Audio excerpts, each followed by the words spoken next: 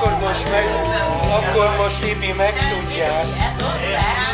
Hát ha megmutatod nekik, akkor meg tudják. IBS vízes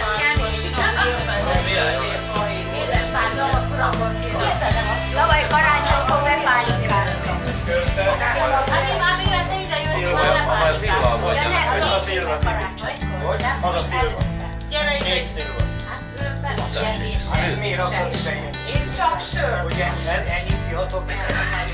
Értelem, nem találtam másik üveget, ha mondtam már, egy széllány szőleget. Azok egy vödörrel. Gyere, Szőlővegben kék Szilva, hallasz már? Adjál egy forrat még a lajt. nem tudom. Nem késztek a nem. Nekem egy bőven elég. Én is itt vagyok. Hol vagy te? Itt. Látlak. Szia, Ibi, sziasztok! Ajaj! Nekem majd ebből, hogy egy kicsit vagyok. Jó vagyok, hogy te azért mondtam.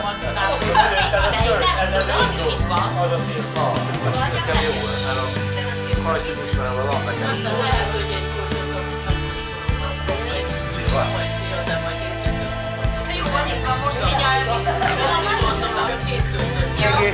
Egészségetekre. Aha. Ilyen mélyre ültünk föl, ma majd kell. Én még futok is, ha akarok. Ne jó. Így, ahogy van. Egészségetek. 3 lépés még. Ott tartsunk egyet, tényleg. Kivitem a nem. Hát tényleg itt a kék Szilva. Sziasztok! Ő ma nem írja. Itt vele egyet. Egy kortyot. Na. Na menjek közelebb. Révén... Ja, szevasz, nagy. Ő ide régen láttam. Nagyon régen. Az, és nem sokat láttam. Édesem, de... Meghívtam. Hát egy édes rajtam. Hát el hagytam a cigit, basz. Abba hagytam a cigit. Ő volt egy szép vitétel, ugye? Ő van. Hát, ő vagyok hasonló pont. Tudod, mennyire adják a pálinkát?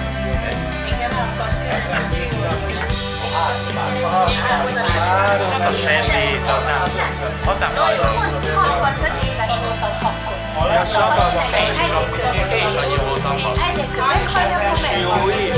És négy gyerek cserétek. Hallod, és négy gyerek cserétek. Hát 40% Ez nem fognak maradni. Hát ez így innen kezdődik már, idáig. Tévében láttam. Négy gyerek cserétek, hát el voltam, 40%-os volt a véreltás a szívnek.